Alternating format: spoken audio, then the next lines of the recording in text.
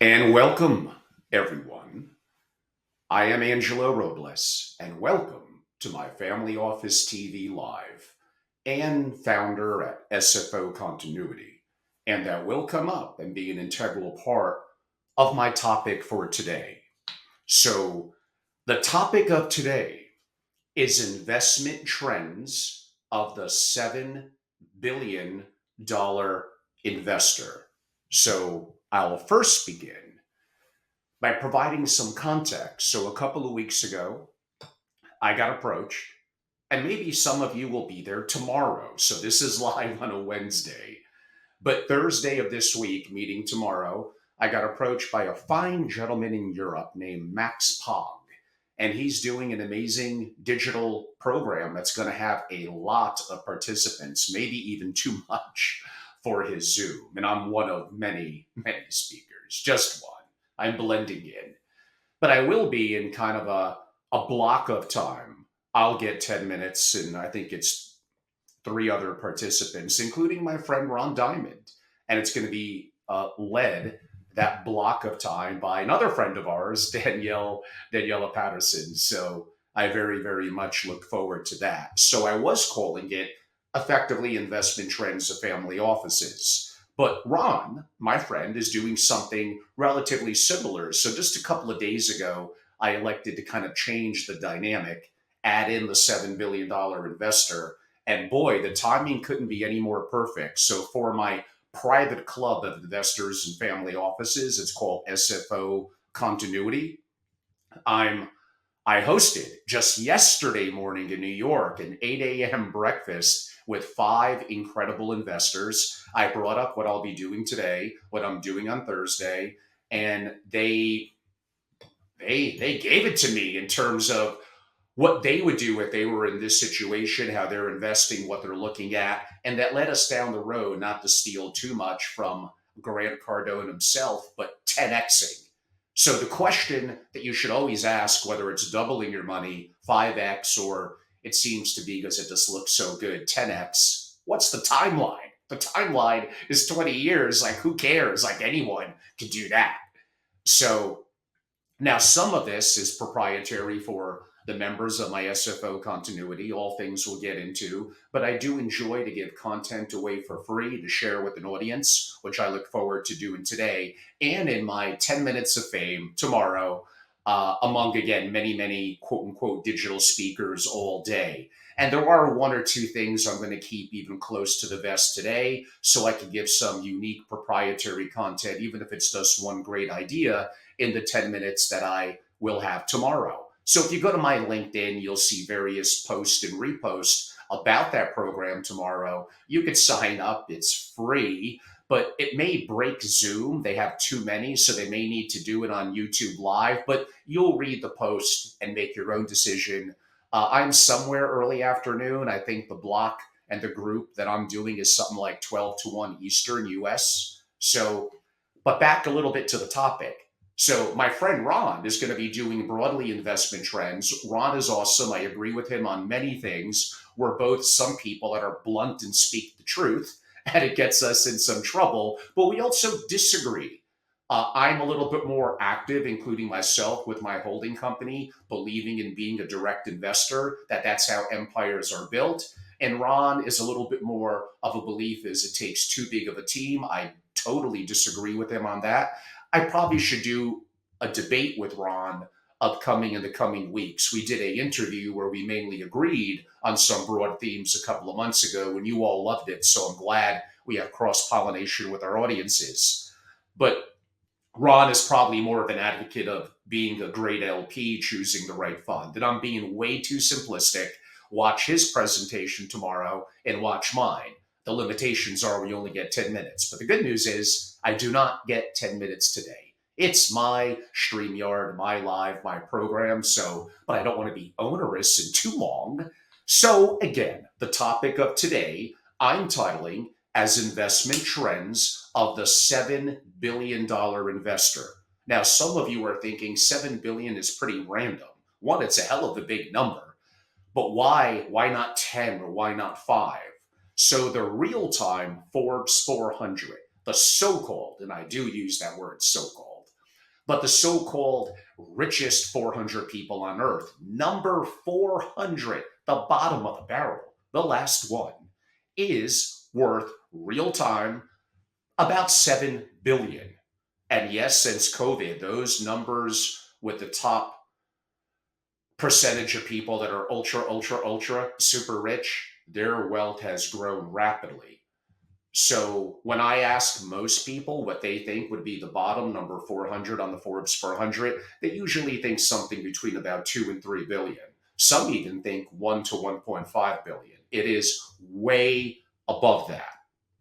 So here's what I did in preparation, really going back about 5 or 6 days ago, and reconfirmed and added to with the breakfast meeting I hosted at the Lowe's Regency at 8 a.m. yesterday morning with 5 members, all very active investors, really incredible, and got a lot of insight. So they were all, as mentioned, very helpful. So some of the parameters were: how would you invest if seeking to be aggressive in your growth without real repercussions? That doesn't mean throw caution to the wind. It doesn't mean shoot for whatever 30 or 40x as if that's easy. And then again, like I said a little earlier, what's the timeline? So if you look at 5 years as being, I think, a reasonable timeline, doubling your money in 5 years. And by the way, what do you think is going to happen to the real time Forbes 400? Do you think the bottom number 400 is going to stay at 7 billion 5 years from now? The odds are they're going to do above average, quote unquote, as well. So that will likely be doubled. So it's going to get harder and harder to keep up with the Joneses. Boy, I'm trying to not be too tongue in cheek in some of this, but some of it is a little bit that way. So what does it take to double your money in 5 years? It takes approximately about a 14.4% return. The majority of investors, inclusive of family offices and institutional investors who will tend to play it a little more conservative, is definitely not 14%. So do not, in any words or any mindset, think that that is easy. It's not. It is hard. If it was easy, everyone would be doing it. And we're going to come up with some ideas in public and private that are shared to me by the families, one of them notably bigger than $7 billion. So for one of those families that I noted, that's a pittance, so to speak. Again, trying to be a little comical because, again, I know there's people that are not necessarily in this position. So some of you may wonder why you have everything you need at that amount of money. Especially if you're the wealth creator, you have an inherent fear sometimes of what could go wrong and what could happen to you, your legacy, and your money. And what drives someone like that? What is inner in them? It's not just they need more money to buy more goods or build a bigger boat. It is a little bit of a competition with them. It's their passion, it's their obsession. Obsession, I think, is an incredible word. We tend to look down upon the word obsession in this country. That's a bad, bad mistake. Are there bad obsessions? Of course, that take us away from our purpose. But if we're focused on our purpose that leads to our goals, obsession, if nothing else, if you're obsessed, you're a prepared mind. You got to at least admit that. So among the three, one of them was a single family office executive, but two of them were wealth creators. So in the world of wealth, as many of you know, at least the family office world, I'll define that a little bit as being you're a wealth creator, you're a family member or AKA inheritor, or you're a non-bloodline executive in a family office. The question then becomes, do those three audiences invest somewhat differently? And there's no clear-cut answer, but in my research and at heart, I consider myself a researcher of the super rich, of billionaires in family offices, having done this for near 20 years, having traveled the world and known 2,000 family offices, had liquidity events, and I'm an active allocator myself and know incredible people. Yes, there are differences. Usually, the wealth creator, and no surprise here, tends to be more aggressive and be quicker on decisions. The challenge sometimes with the non-bloodline CIO is the Warren Buffett philosophy, which I'm not saying is a bad one. Rule number one, don't lose money. Rule number two, remember rule number one. Again, the mindset is going to be the family is already rich on my watch. I don't want that to change. And I don't get rewarded for potentially outperformance, or maybe I do, but not enough. And I get punished severely if things really, really go down. So, by nature, most of the time, always look at incentives. The work that I do working with family offices, advising, depending on the situation, both a family member and or an executive, and issues around people and compensation is very, very important. There may also not be a moat for that non bloodline family office executive, depending on the strategy that they utilize and what they're utilizing and investing, investment policy statement, the mandates, the risk tolerances, the liquidity, a tactical or strategic and allocations, core satellite, et cetera, et cetera, et cetera. There are some that have bordering on proprietary type strategies that give them a little extra edge with the family, depending on their relationship. A lot of any engagement in the family office, even on something somewhat quantifiable like investments, which are more easily measured, will still come down often to qualitative, how people, especially the decision maker or decision makers, feel about you. So, this is no disrespect to non bloodline executives. Some of you are incredibly talented and would like to do more things, and maybe with your own money, you could. So I would probably recommend hiring really, really high quality people, paying them incredibly well, incentivizing them to be aligned, whether that's a bonus structure, some sort of compensation, phantom stock, where they have skin in the game. And the goal is very clear if it is, quote unquote, to aggressively grow your money. So don't be a judge whether someone has a billion, 10 billion, or 100 billion and they want a lot more. That doesn't necessarily make them greedy. It makes them talented. It makes them obsessed and focused. They are looking to procure, although you could argue they already have a legacy. Now, that's a more complicated issue with children of wealth and all that, a subject for a different time. And you don't know what their philanthropic motives are while living, helping others, or death. Do you think governments do a better job at your tax dollars?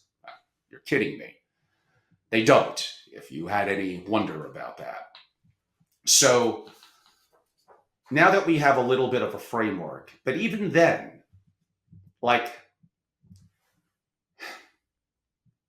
when you look at the principles of wealth comparative to bloodline, you do have to understand one, what is the capability of the principle? What are their goals? What's the situation on taxes, annual spend, and real inflation? So now we're getting a little interesting. The problem with being too conservative, the problem with being too conservative is for a family of wealth, depending on their expenditures and other factors, inclusive of inflation. And what's true inflation for them? They're buying filet mignons. They're buying assets going up more in value. They're buying homes in expensive areas. They're traveling more.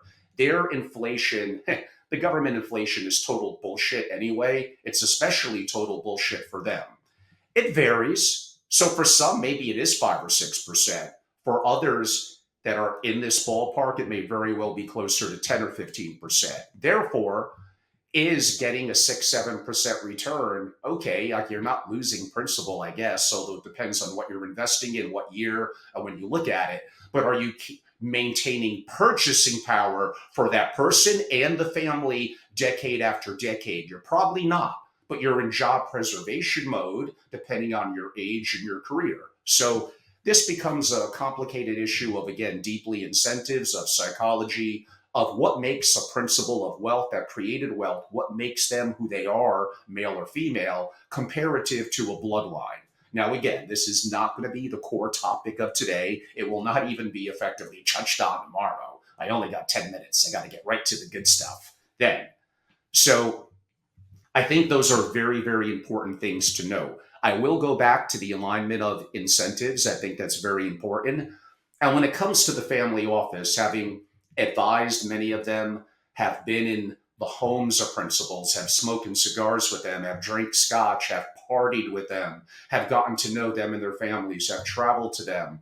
Like you get to especially if you're naturally curious and you pick up on things, you do get to pick up on certain traits and various factors. Uh, the super rich, the wealth creators, generally speaking, have an incredible ability to be calm and even thrive in the thicket of ambiguity, of uncertainty.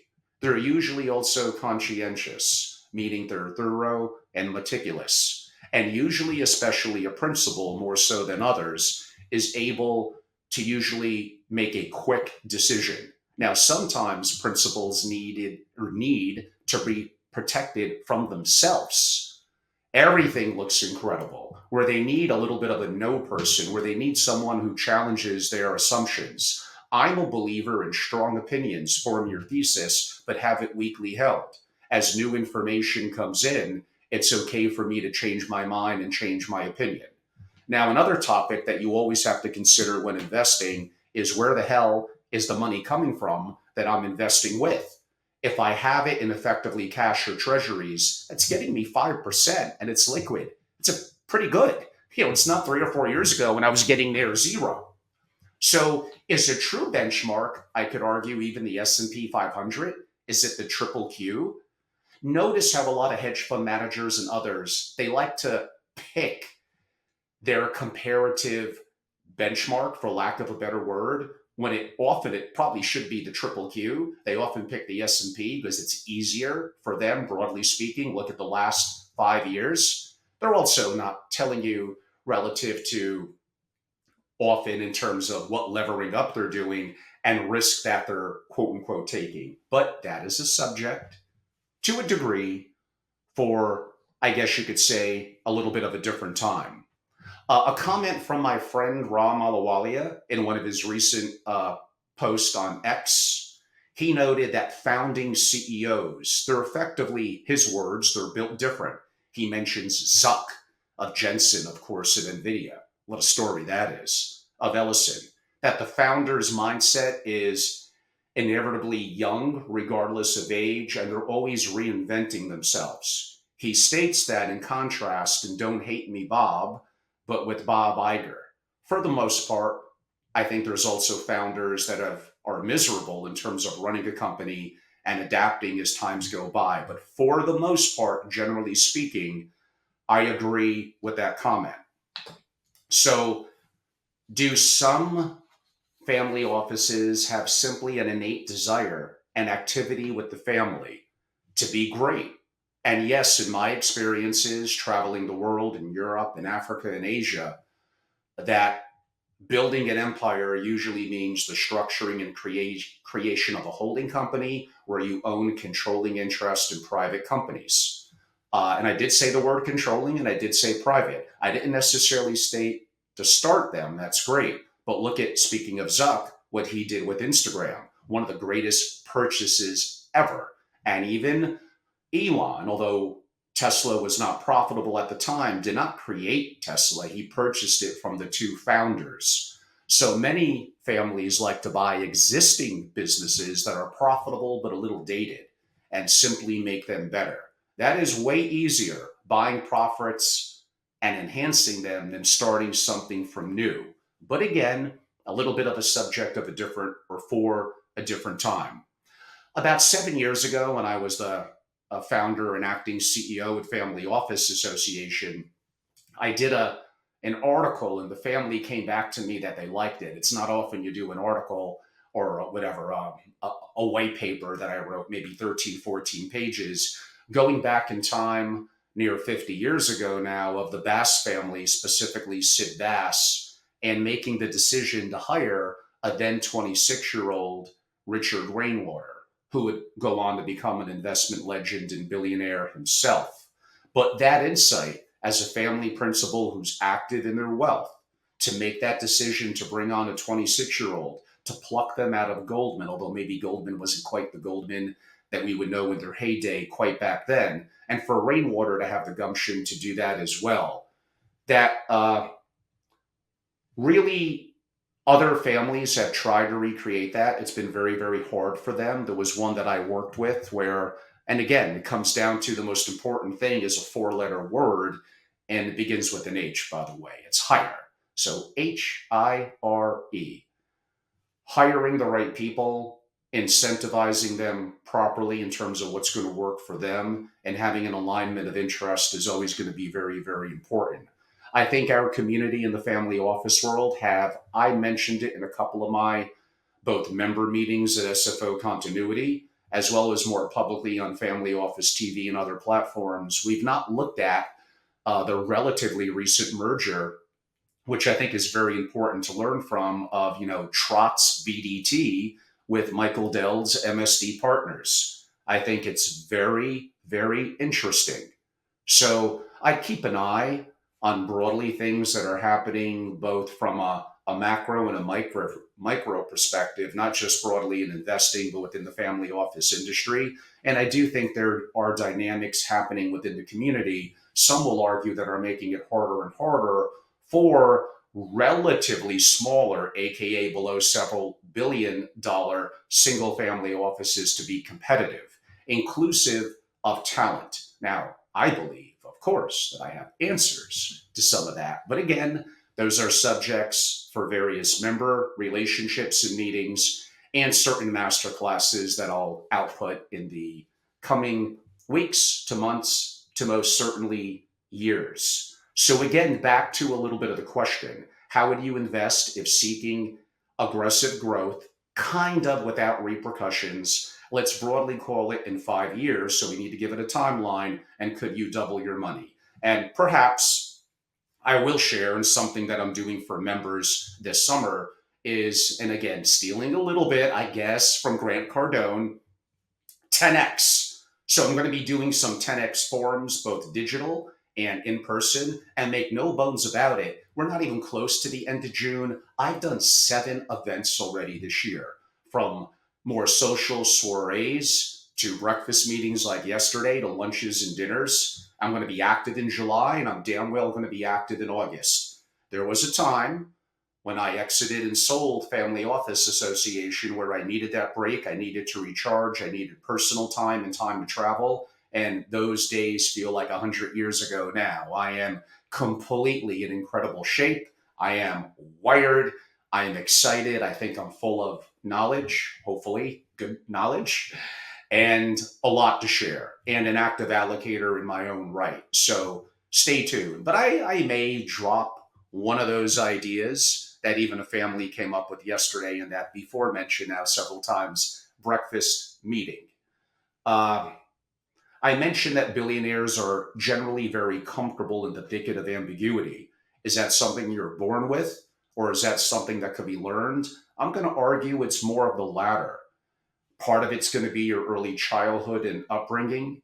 Uh, was your creativity and your ability to be curious kind of punched out of you, so to speak, figuratively, of course, by parents, by teachers, and others? Now, this is a deeper subject on the psychology of the super rich, another project that I'm working on, and identifying traits and the work that I do with rising generation members, both on behalf of the family, meeting more of the elders, and of the rising generation itself. So I did promise before, and we're getting pretty close, where I'm going to rattle off what others have told me, and it's probably going to be about 9 or 10 ideas to do the sort of numbers that I mentioned in terms of exponentially investing even at $7 billion. And the more capital you have, it could get harder. Just ask Warren Buffett, do you think it's easy to move the needle? He was asked by, effectively to me, a young kid at his conference from a month or so ago, kind of, I'll put my words to it a little bit, how come you're not getting 50% returns? And Warren was very cool and calm in his answer, and effectively basically stated, we're way, way, way too big. But you, young man, have the opportunity, even in the public markets, to do the research and make things happen. So no excuse why you're not doing it. Again, I've used a little bit of my words there. So again, I know I sometimes get in trouble within the community. My big issue with the community is I think it's very boring. It's very vanilla. Everyone is very politically correct and very safe. I'm not. I admit I make mistakes. I smoke cigars. I drink scotch.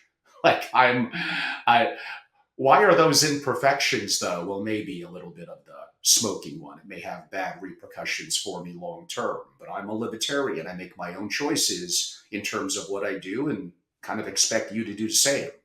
But I think it's important that we become more creative in the community of both investing and definitely in the family office world. Things are radically changing. Look at the rise of AI and the impact on the future. Another masterclass, the future family office. And the future basically is happening now.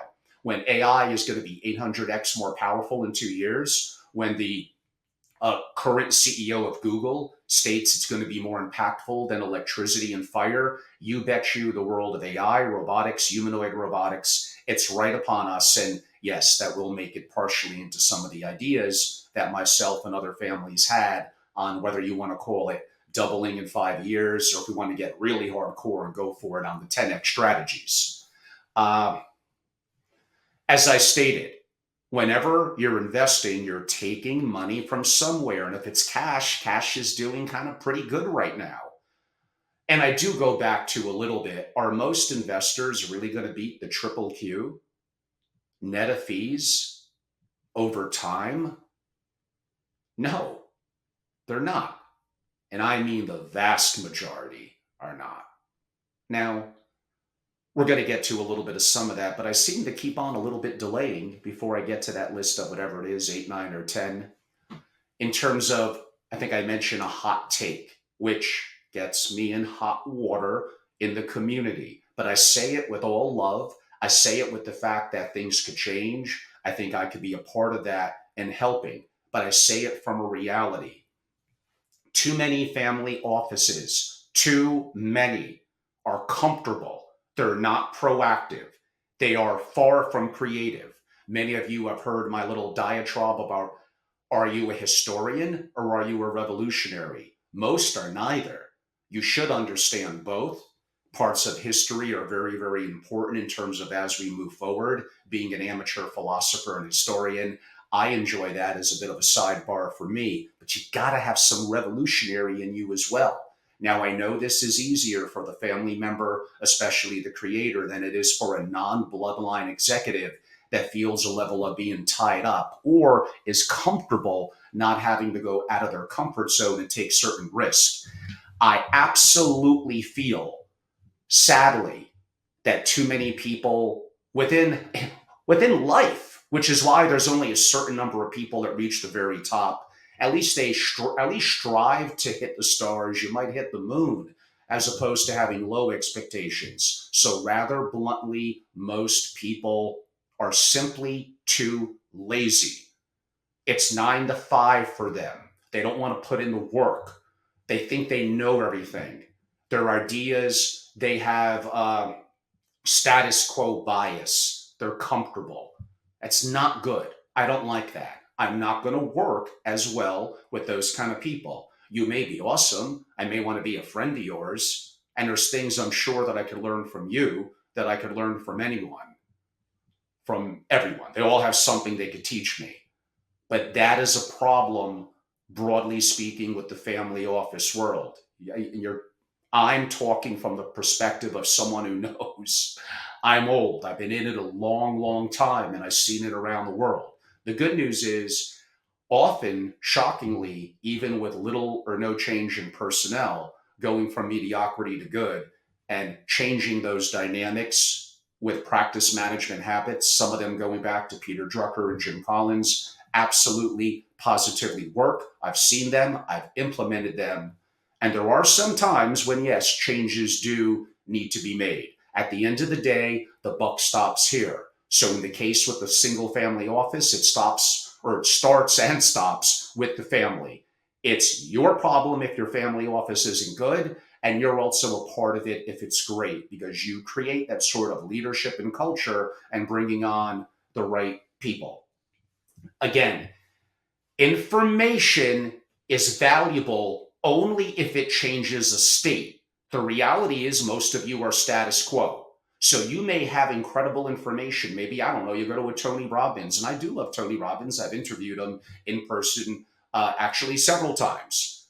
But or you hear something from Stan Druckenmiller or someone really talented, but you listen to it, it kind of goes one ear and out the other. You don't put in the work to form your thesis, you don't take an action, and it's not changing any state. You get very comfortable in the status quo bias. If I had to recommend something, if it's too late for you, but not for your children, allow them the encourage what did you fail at today, allow them to be creative, allow them to make mistakes. Don't punish them for the mistakes. See what lessons they learn from it that maybe you as a mentor and or others could be of value to them. Encourage them to be a white belt in their mind, to be a lifelong learner. The opportunity, again, information is only valuable if it changes a state. So if you're receiving information, do you then double down on your idea? And why would I want to move off cash? And really the question is, why would I move off even the S&P, but in my opinion, more of the triple Q?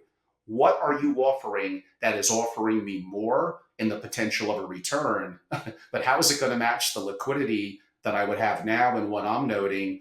And maybe if not the return, what more limiting risk am I getting? Knowing that if things go to hell in a handbasket, often everything kind of goes down. So I don't want to hear that in terms of being an excuse. And again, also if you're competing more as an LP, you often have limited liquidity, if not effectively none at all. You're paying 2 and 20, and you don't really exactly know what the hell is going on, at least not all the time. In other words, you have no control. So I ask you, how is your rising generation, how is your legacy, how is your prodigy going to learn if you're passive? If you're only an LP, because that's easy, you're getting lazy. That's not good. When I go around the world, when I've interviewed the Habsburgs and others, and they're talking about hundreds of years and 750 years of legacy, they roll up their sleeves and they get their hands dirty and they make mistakes. They understand how the world really works, how money is made. It's not just a passive endeavor. They are hands-on. Is it harder? Yes. So if you want the easy way out, it may work to a degree in your lifetime, but I don't think it's going to work long term. When you look at Buffett, even though he may say one thing, and you look at the 13 Fs of hedge fund managers, Bill Ackman, and I've interviewed recently Leon Cooperman, and I asked him, and because of his scale and size, being a multi-billionaire, Leon's awesome, by the way, I love him, great guy. They're concentrated because otherwise you're just going to be average, you're going to be mediocre. So the opportunity of having 3 to 5 positions, making up probably 40 to 50% of your portfolio. But again, I know you're going to be taught to get rich, you do that, but to stay rich, you need to be more diversified. There's a grain of truth to that. So how much diversification is enough, and what stage are you growth or staying status quo? And is status quo really staying status quo? You're really kind of slowly slipping down because the world is changing and others are bypassing you. And again, a subject for a bit of a different time. Okay, so let's get on to kind of a couple of ideas. And some of them are going to be the focus of the 3 people that I did deep work in preparing for this on. A little bit of the rather brief breakfast meeting with real investor and family offices yesterday, coupled with some of my own experiences and activities in terms of what I do. So one could be, and boy, this would take a lot of work. Oh, and I forgot the lazy part. Taking a public company private and then retaking it public again. You're going to need a great investment banker. It's probably going to be as a leverage buyout, probably a tender offer with a proxy solicitation. So this person specifically said, man, Angelo, I'd love to be able to do that with Nordstrom's. Let's go through the numbers. And he's like, I think I might be able to make a run at it. His words, I could probably use a couple of others to get behind me. Like, would you approach a couple of families? Now, this was relatively recently. I need to give it consideration, understand more. But the answer is maybe. Petco would be another example. That would be a lower hanging fruit and an easier opportunity. And aspirational, he had an interesting perspective on Walgreens, which has what, a $46 billion enterprise value, so probably 25 billion what needed to take it out. Yeah, it's a lot of money. But again, don't forget things like leverage, other people being involved, banks and others, investment bankers. It's not like you're coming up with every penny of that, quote unquote, on your own. Now, this takes big, you know what. This also makes you somewhat more public. And yes, in case you're wondering, I absolutely know real, admittingly big single family offices led often by wickedly entrepreneurial principals that are absolutely doing and willing to do something like this. Now, that could be a little of a discussion at a future point when we talk a little more, not today, but about the before mentioned BSD and BDT and MSD merger and what they might be up to. And you bet you, back in the day, I'm absolutely sure Sid Bass and Richard Rainwater. And again, I just loved that combo. Great respect for both of them. And being a historian, not just broadly speaking, but of the family office community, well, that's what I do. If I have a love, if I have a passion besides family and faith, and maybe cigars, it is my obsession with the family office world and the pride I take in it.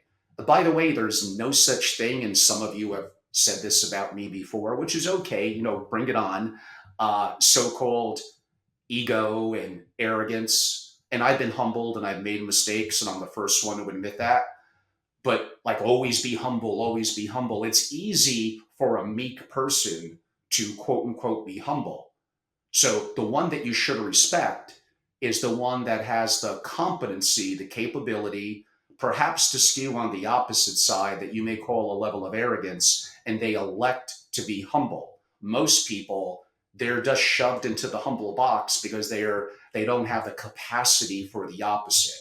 Now, I have a perspective on that, on being a lion in courage, but it's considered a little politically incorrect for more of an open forum. I get in enough trouble as it is, but I did bring it up in the breakfast meeting. So you have to join my SFO continuity for a variety of different factors. We'll get to that a little bit more at the end. And we're marching towards those 30 founding members. I'm going to talk about the backgrounds of some of those members and the value, including yesterday at the breakfast meeting and through this project here, that they would bring, they are bringing to me, and they would bring to you. Even if you're worth, if you're Forbes 20, you would still get value out of it. Another one is VC. Now, VC is interesting. One, could you do it in that short timeline? That makes it harder. Make no bones about it. Venture capital is an insider's game, more than other asset classes. Others will look at the statistics, including how active endowments and institutions have been, and state, ooh, look at this. It's getting greater over time than private equity, than public securities, etc. Not theoretically incorrect, but could be misleading. How is it doing lately? What are some of the challenges that it's going to face already moving forward? And again, I go back to the sequoias and benchmarks. They're awesome. How the hell are you going to get in there? You could be $1 billion family and come waving 20, 40, 50 million. They'll laugh at you, laugh at you. Now, are there some more nimble venture capital shops that are good? Sure. There's a lot of shit that goes on. There's a lot of things that would be illegal in the public markets that are, I guess, completely legal in the venture capital market. Having been to Silicon Valley a gazillion times and having interviewed people like Mike Moritz at Sequoia, Peter Thiel, Naval Ravikant, it's an interesting industry with a level of star making by the people in the know and power there. Now, you becoming a one-off investor in earlier opportunities, well then, like, why was it bypassed by whatever, Silicon Valley, Boston, Austin, other areas, Israel, etc., where earlier stage investing is more common? Do the so-called professionals make mistakes? You bet you. And I'm going to give you an example of one without giving much context to it that again, and that person's a member actually, that will be saved for a digital and in person for those that are a part of my membership group. So I don't think in relatively a short window that VC, although 14.4% to double in 5 years sounds reasonable, but again, you're going to be structured within an LP and the current state of VC and moving forward. I think there could be, and the fact that you're not getting into the best of the best makes it challenging. In certain sectors of GPLP, size and scale means you're bloated, you're an asset manager, you don't give a damn about alpha, and you're placating to boring institutions. But in the world of VC, to some level, the connectivity, the power, and the scale can matter. So that is kind of one of the exceptions. How about this? I kind of hinted at it earlier. Why don't you just invest in the triple Q and go to sleep? uh, Now, again, what's your macro and your micro? What's your geopolitical? What's going to happen with the elections this year? What's going to be the impact on inflation and interest rates? All these things interplay, and you should have knowledge and enough fluidity on them. But you start getting too many inputs. Listen to my interviews with Adam Robinson over the years, and he'll tell you you want to limit, at least initially, your screening of a limited number of inputs and make your decision perhaps after some level of one or two additional from there. But once you start getting a million different things coming in, I don't know if you're necessarily, quote unquote, making better decisions. I will already tell you, you're probably going to be better off. Now, the challenge is going to be some of you are going to look at it as a CIO and say, Angelo, that's boring. That doesn't give me an edge. Families are going to look at it and say, I'm not going to overpay for this CIO if they're doing the strategy that is working. That is working. That gives you liquidity. You know exactly what's going on. If you're large enough and you could effectively buy the triple Q, the individual companies on your own, so you have an opportunity for tax loss harvesting for your own level of concentration. Sometimes the simple answer, even for people worth billions and billions, is the correct one. Speaking of that, do you look at some of the Magnificent Seven and others, but like an NVIDIA, a Meta, and a Microsoft, and you're looking to move billions of dollars? Those are gigantic companies. You certainly could. Oh, you could get a little cute and do block trades in a dark pool, try to be a little off the grid and off the radar. But are you telling me that NVIDIA, that Meta, and Microsoft is at least potentially not going to double in 5 years with what's going on in big tech and AI? And I don't want to fight that thesis. Now, again, I don't know. World war, things could happen. There's always risk. And by the way, the old families going back 750 plus years old, they like land, they like art, they like gems, and they like gold. And I'm a believer in those asset classes for a percentage of the portfolio for a variety of reasons, including hedging and geopolitical risk.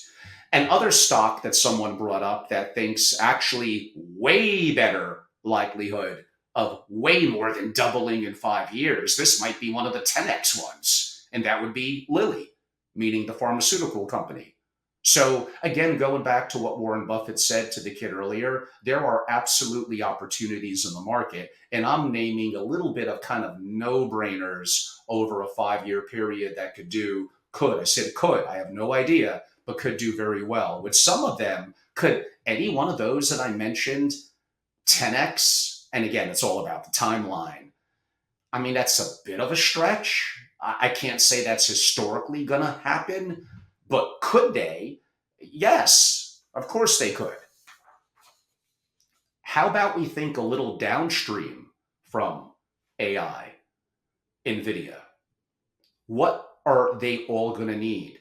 Energy.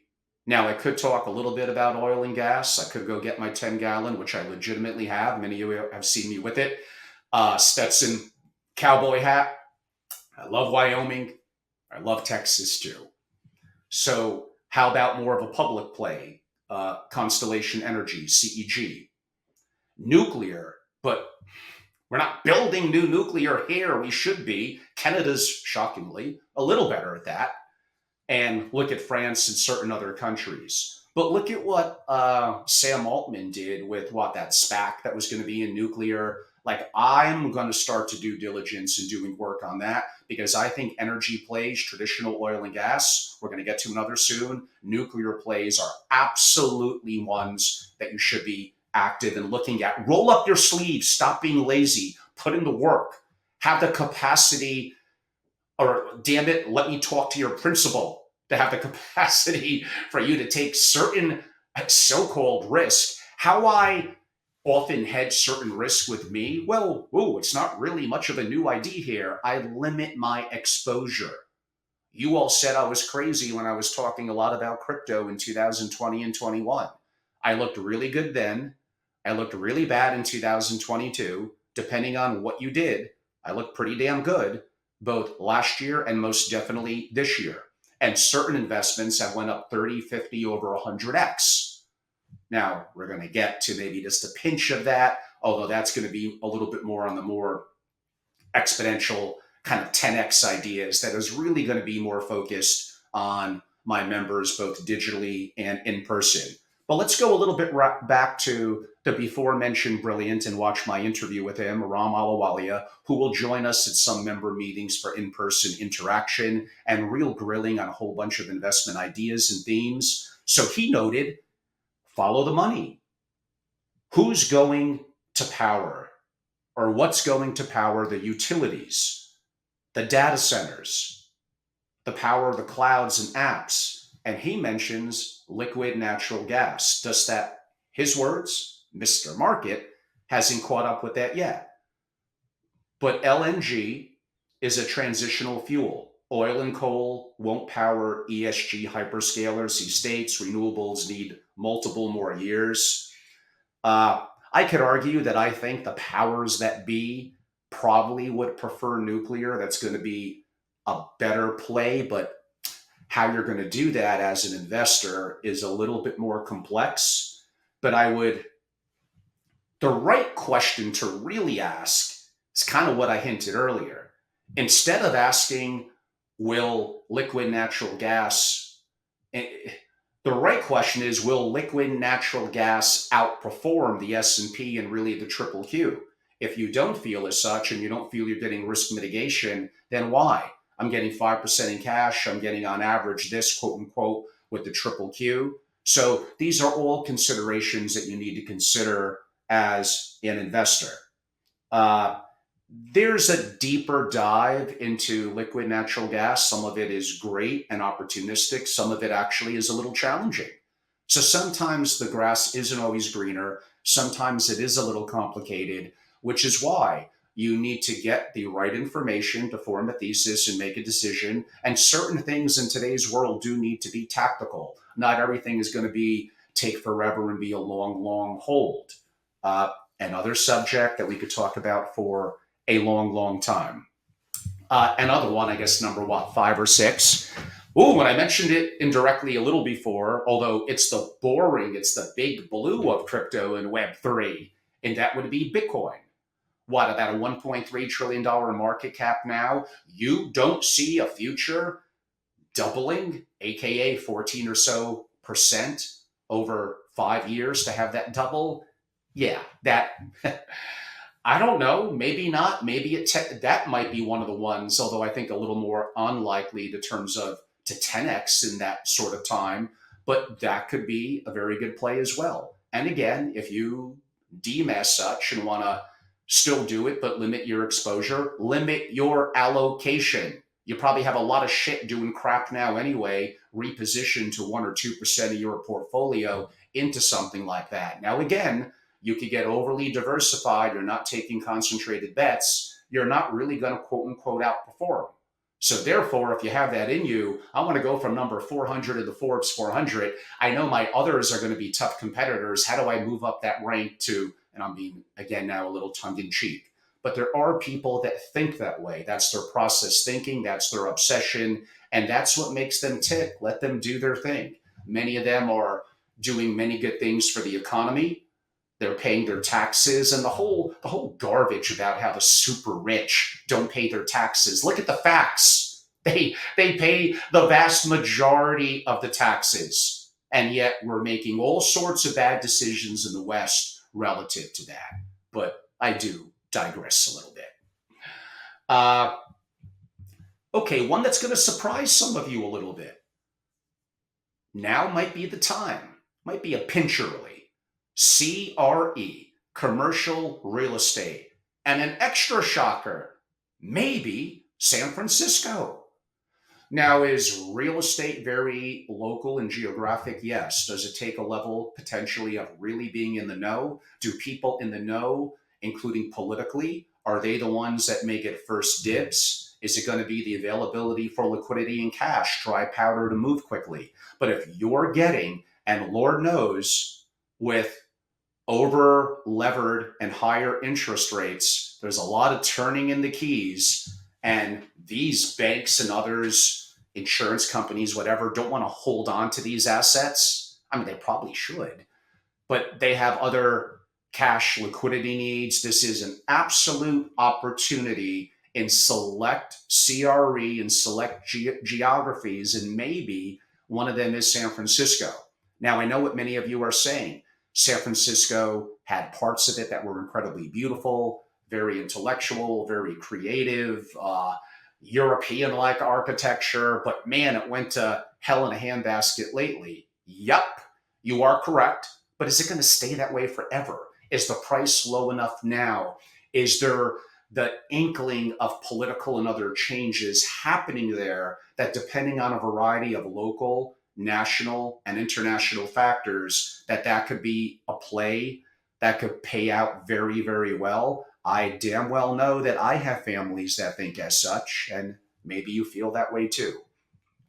A little bit more boring, but I mentioned before the holding companies and looking at a various sector. I've looked at RV parks, mobile home parks.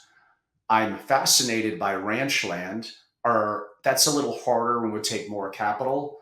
But yes, those are also sectors and industries that you could develop a niche in that could be valuable from a direct ownership perspective, and absolutely the opportunity of doubling the money. And again, it all comes down to the timeline. And really, 5 years, 14.4%. Come on.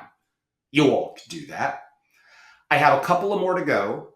I'm going to just note again, this is at this point in time in June of 2024.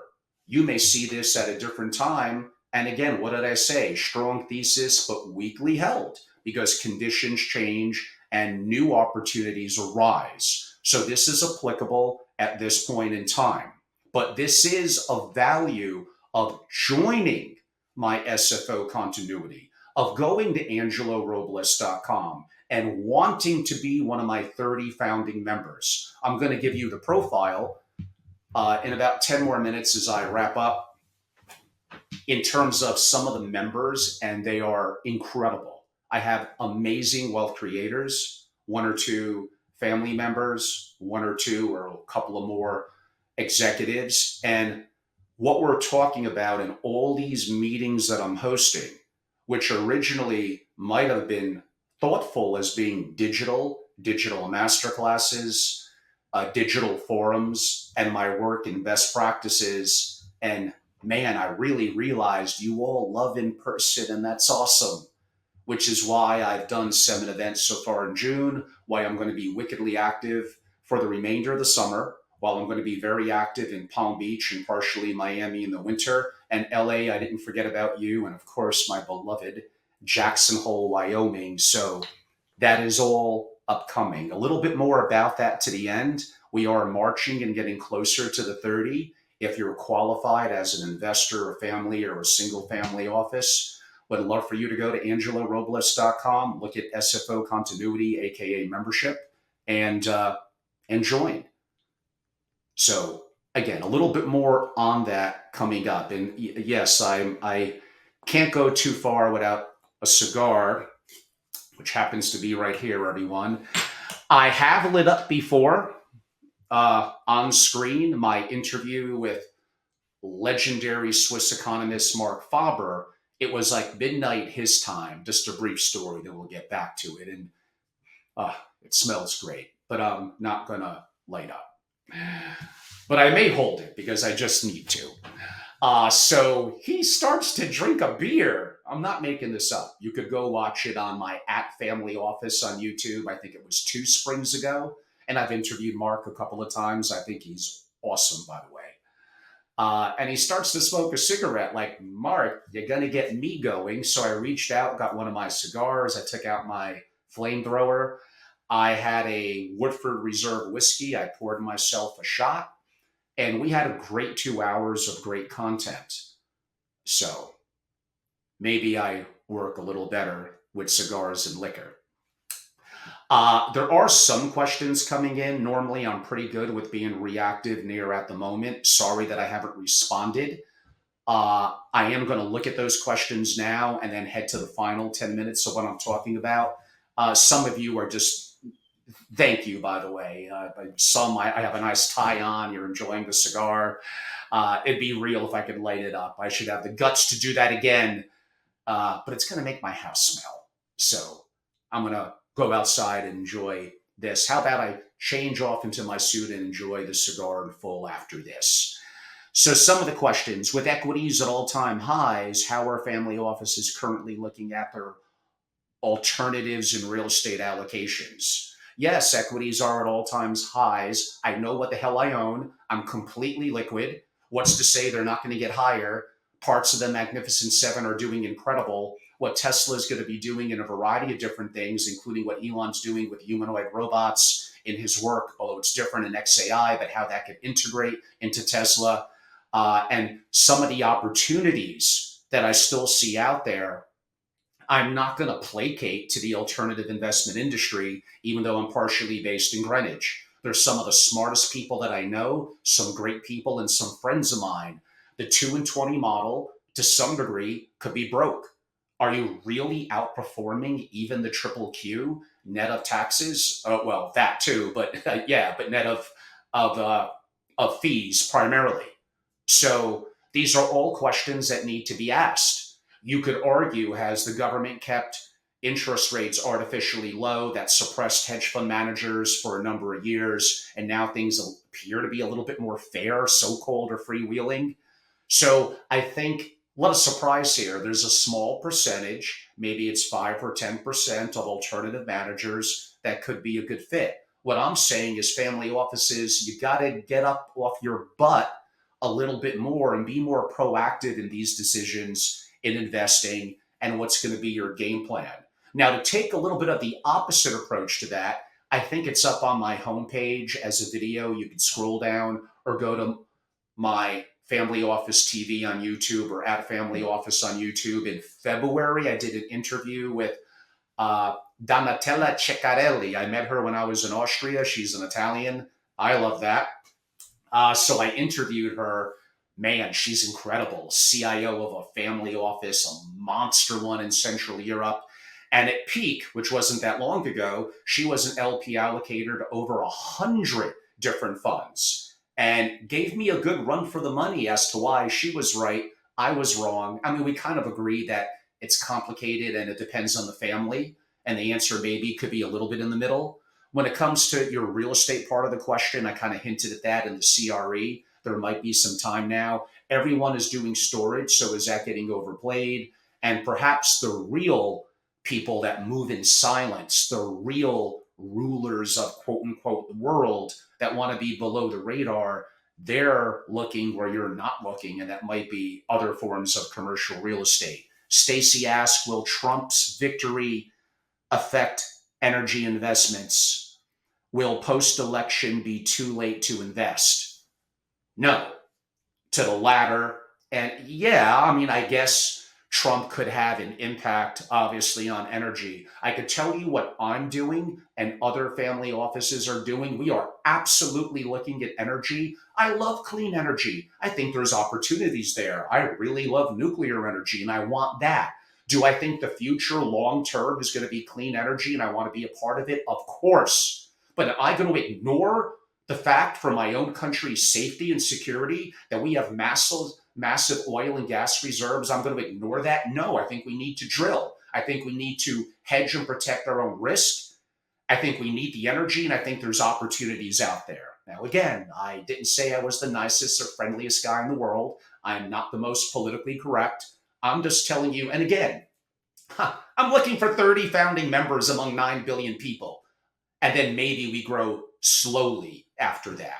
I do a couple of consulting assignments a year, including, by the way, to legal, accounting, financial services, MFOs, and RIAs, understanding mindset and traits of super rich billionaires and family offices, and helping them from becoming effectively more successful. I don't need a lot of relationships. I don't care about scale. I don't care about hundreds and hundreds, let alone thousands. I want a couple of dozen people that love me and feel that me and my group provide value, and we tell it like we see it, and you could tell that back to me. You should hear some of the discussions, including on social issues, on a variety of factors that I've had with my members. Please follow up with me, Angelo Robles, but I don't know who you are. It just states LinkedIn loser. I'm getting a little tired. User. My apologies.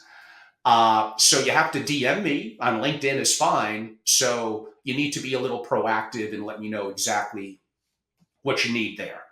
Okay, so as we're heading to the home stretch, how about mining asteroids for precious metals? Now, is that a 5-year play? Absolutely not. Is that a massive exponential play long term? It could be. I mean, I'm going to try to see what Elon's up to on that.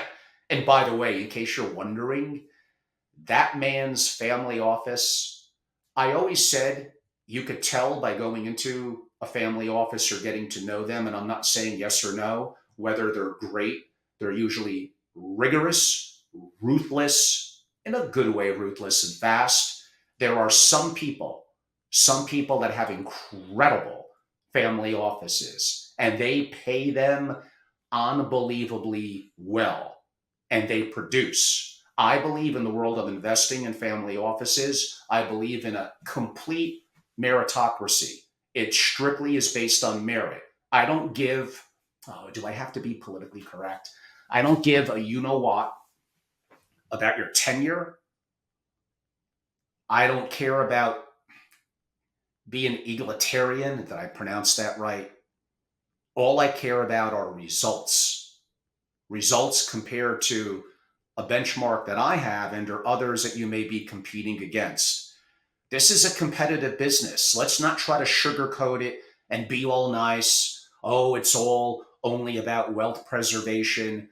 Without growth, what are you doing, like I said earlier, about protecting purchasing power? What lessons are you teaching the rising generation? How engaged are they? I mean, come on, like stop the cap. Just for those of you a little older that don't know what that is, like stop the lie that you may be even telling yourself. Sports teams. I have a couple of relationships that are active in the world of sports teams. One that I saw last week at a rooftop soiree that I hosted in New York.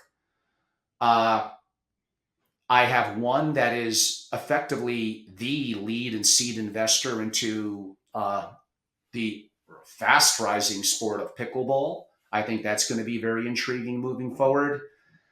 And man, I don't want to open up a can of worms here, and I'll probably keep this just about a minute. I think there could be, I said could be, tremendous opportunity in the world of female sports. I do look at the WNBA. I look at what's giving it attention now. I look at the revenues. I look at what the team's estimated values are. I scratch my head after 27 years why they lose money every year, and they're losing a truckload of money this year. Something's wrong there with the level of the commissioner and leadership. But maybe some things take time. But I think there's opportunity there. I had one of my family members that outlined a thesis and plan that was probably like 7 or 8 pages thick as an outline of what they would do with certain franchises. And actually, in one of my states here in Connecticut, we have the Connecticut Sun. They don't have competition from another major professional sports league or a male counterpart in basketball. You could argue the Boston Celtics are relatively close. They have the casinos. So, what would you do to have an interest in a sports team where you control some of the surrounding 20, 30, 40 acres, some of the opportunities for hotels, lodging, family entertainment, etc.? I think there's an opportunity there to kind of create a little bit of a monopoly because that's effectively what sports teams are. You look at the NFL, the MLB, the NHL, the NBA, there's a finite number of them. Everything comes down to supply and demand within a given market infrastructure. There is way, way more demand to people who want in than there is available supply. And that supply is going to be very, very limited. That's what makes it quote unquote intriguing. You need to form a thesis, it needs to be well thought out. And this may take some rolling up the sleeves, some gumption. You don't think younger family members would be interested in a subset of the family's interest and allocations going in, even if it's a non controlling interest, into sports, and you look at the track records over time, they're pretty attractive. Now, again, this may be one where the 5 year time horizon may be a little bit more limiting. I mean, I could go on about AI and robotics. I think Elon stated humanoid robotics will be a $24 trillion opportunity. Think of the industries that will upend. I would think of healthcare, manufacturing, to some degree, construction, and education. Every one of those industries that I noted, and these are the conversations we have in my private club, are multiple trillion-dollar opportunities or sectors, market caps. They are being upended at the moment. Look at the work that Beyond Imagination is doing on humanoid robotics. Look at Elon's company that he's doing on that, and look at others. This is Boston Dynamics, etc. All of this is happening rapidly, rapidly. These are absolutely going to be opportunities, including in some of the Magnificent Seven, keeping it public, or other companies that play in that space that are quote unquote public companies. And you bet you, if we look at the 10 largest companies by market cap and 20 largest companies by market cap, you don't think within 5 years and definitely 10 years that will be different? Companies we never quite heard of. Who would have saw NVIDIA coming just a couple of years ago? What's going to happen in areas in healthcare, in longevity, in biotech? What impact is AI going to make of that? Think about these things. There are a lot of opportunities out there. Let's hope the world doesn't just blow up, that we just don't go to all out war and things go to hell in a handbasket so much where then none of this is really going to matter anymore. But this is an opportunity for you to make an impact from a societal perspective and from your own perspective. If you want to call it greed, call it greed. There are opportunities that are out there. You have to put in the time, you have to put in the work, and you need to have the capability of taking some risk that, again, you're limiting, I could argue, by the allocations that you make. But then you're going to bitch and moan if it goes up 5 or 10x that you didn't have more money in. That's the trade-off that you have made. Well, this has gone a bit longer. No surprise for me than I expected. A reminder, I'm having an awesome summer. I'm incredibly busy. We're now effectively about mid-June of 2024, if you're watching this at a future point. Those of you that are live tomorrow on Max Pogs, and if you go to my LinkedIn, you'll see some repost I did. You could sign up for that. I'm going to have my 10 minutes of fame, whatever, 1,000 plus YouTube and video live subscribers. I'll try to drop something that would be different in the dynamic than what I mentioned today, so you still want to listen to it. And yes, I did mention I'm completely fascinated by the world of investing. I look at opportunities that could be exponential. I do look at things that what could I 10x? And again, the question becomes timeline, timeline, timeline, timeline, because that really is what will matter. If I look at what could within 5 years, given that as a benchmark, these are things that this summer, no waiting until me going traveling anywhere, baloney. This summer, already did it yesterday in mid June at my breakfast meeting for my members. We'll be doing it digitally. So, convenience. I have members in Europe. You could be anywhere in the world, and absolutely in person. Again, New York is primarily a hub in the spring and summer, early fall. Palm Beach is primarily a hub late fall into winter, early spring. But I got to do one thing in Jackson Hole, a little bit maybe in Greenwich and the Hamptons. And I do got to show Southern California some love as well, whether LA and San Diego. So no matter where you are, one, you're going to want to come in and meet the incredible fellow quote unquote members. But the opportunity of some things that will digitally record and other things that we're doing that are more digital from the initial perspective. And yes, that is going to be one of the things probably once a quarter we'll do. Let's get together, including this summer, what's going to 10x in 5 years. No guarantees. The odds are, I guess it probably won't. But what's your thesis as to why? And could you take a grilling? Could you take people going at you really, really hard?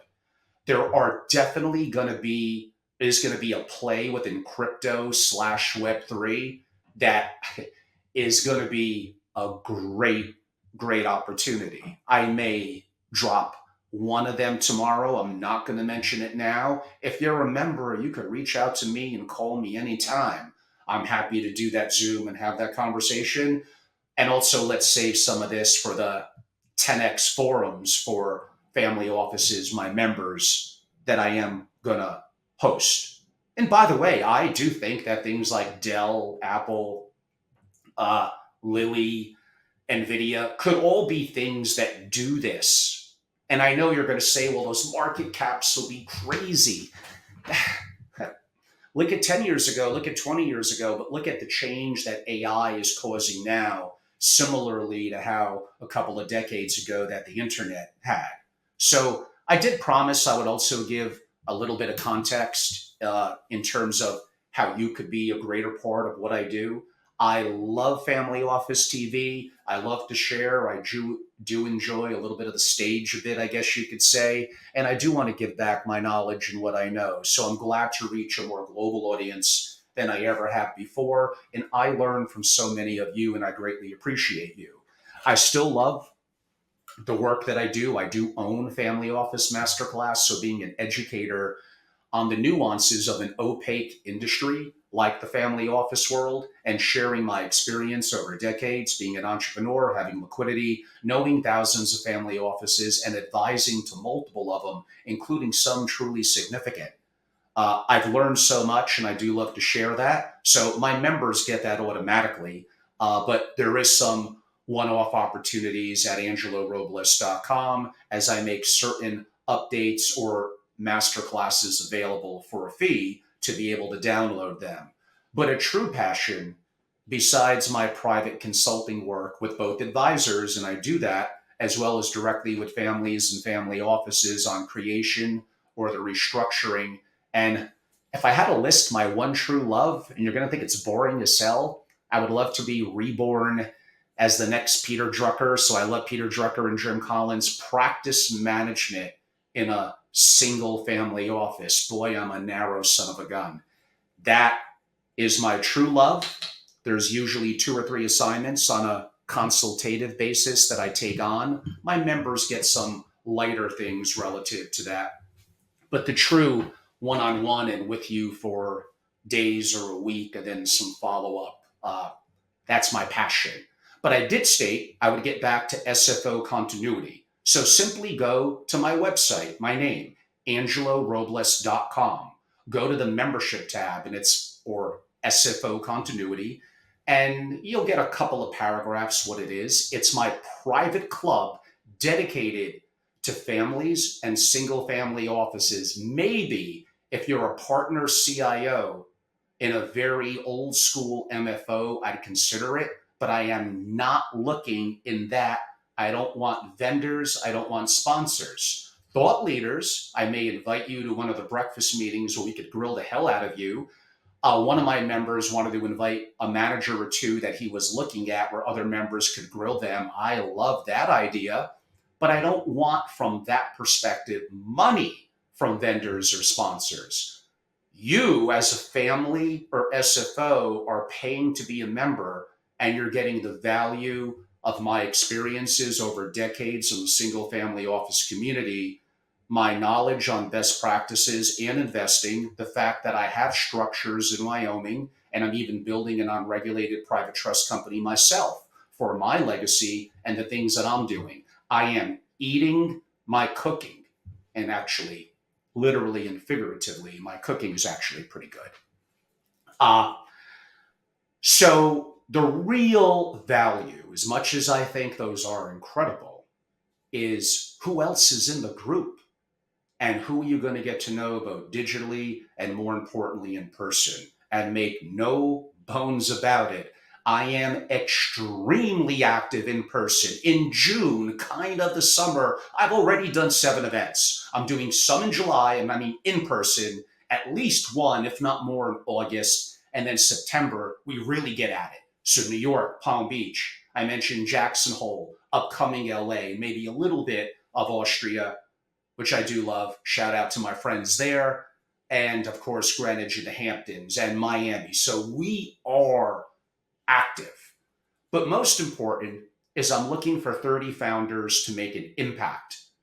Founders that are real as families and SFOs, that have something to bring to the table and offer, that are going to be collectively an amazing member and part of the group, that want to be part of something intimate, that want to get in early and get more favorable access and an opportunity to shape our direction and our growth. And of course, money does matter. You're getting in at a price that, assuming we open up to others after 30, they will not be a founder charter. They'll be a member and they'll be awesome and we'll love them, but they'll pay more money.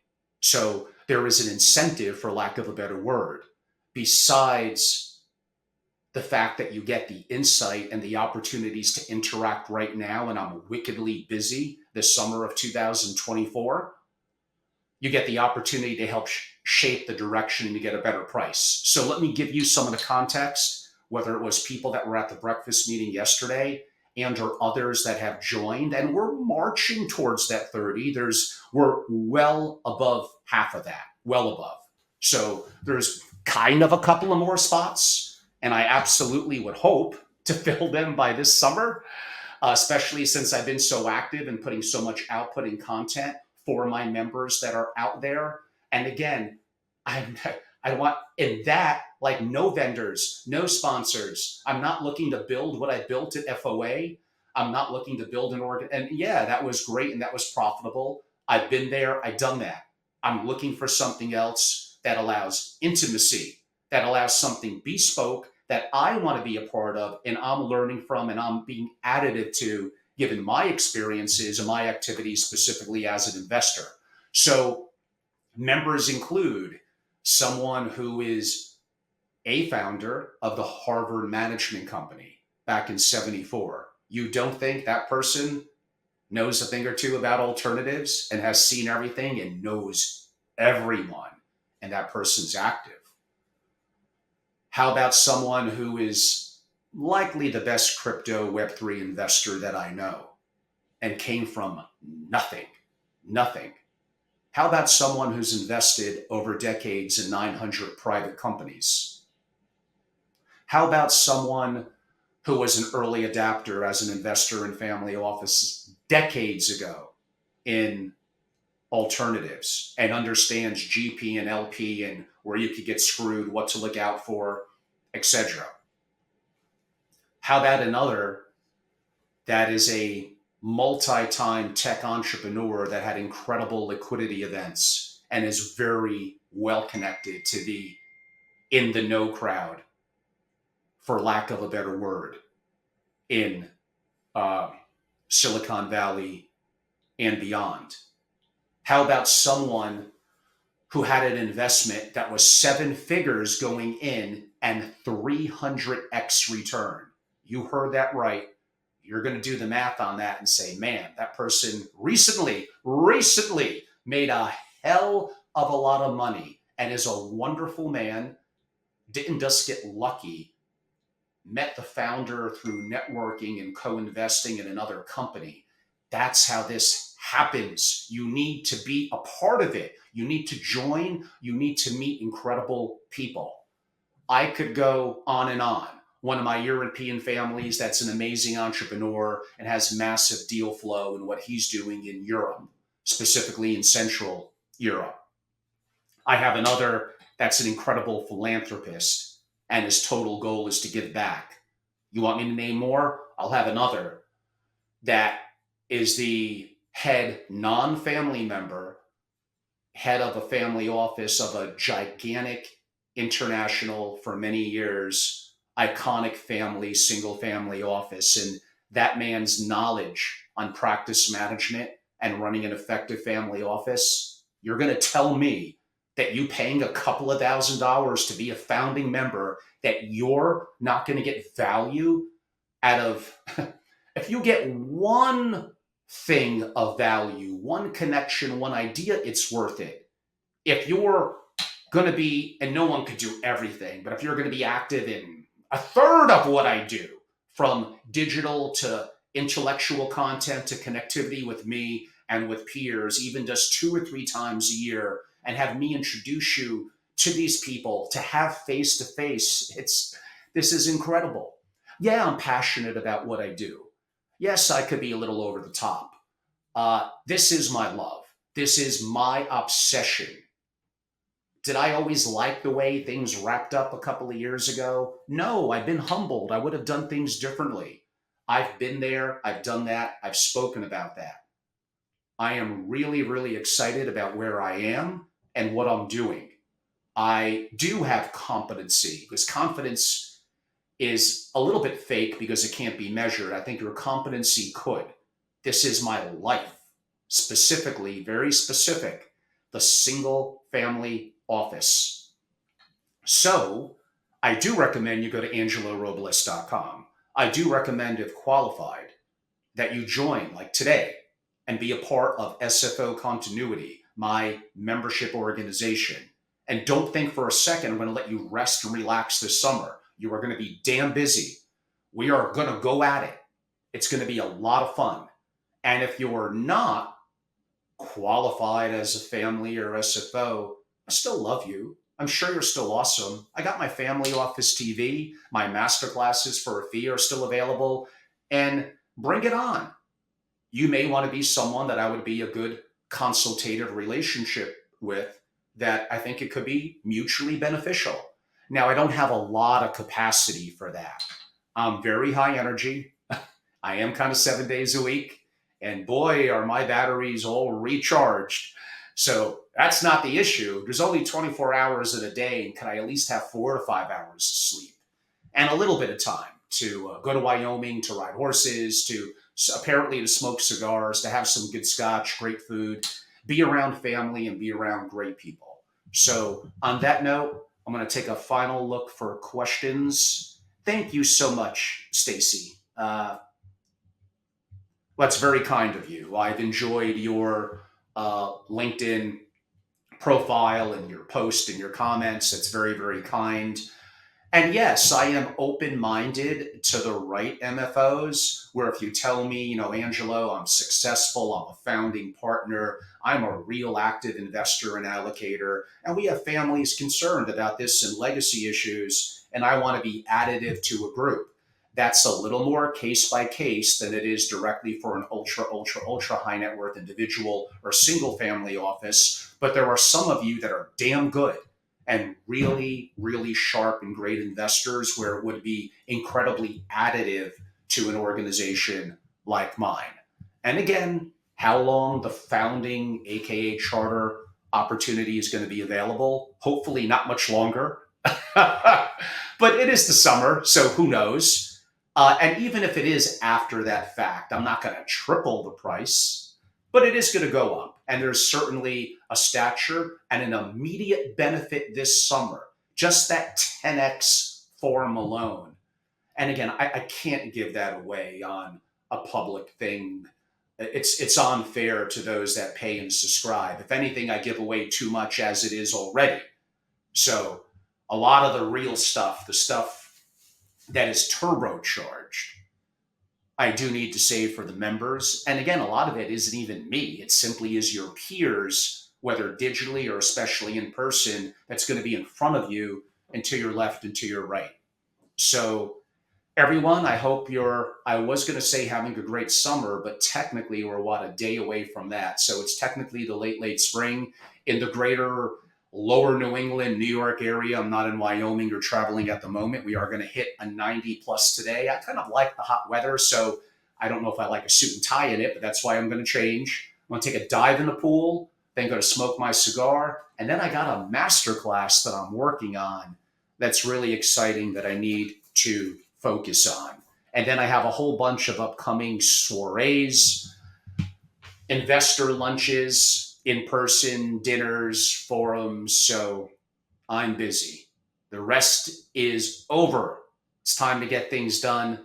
Thank you all for your time. Follow me on LinkedIn. Follow me on YouTube. I'm at Family Office is my larger channel, but my more modern one, more focused really, is Family Office, or on Family Offices, is Family Office TV. I'm moderately active on X, so do follow me on the platforms. Feel free to DM me.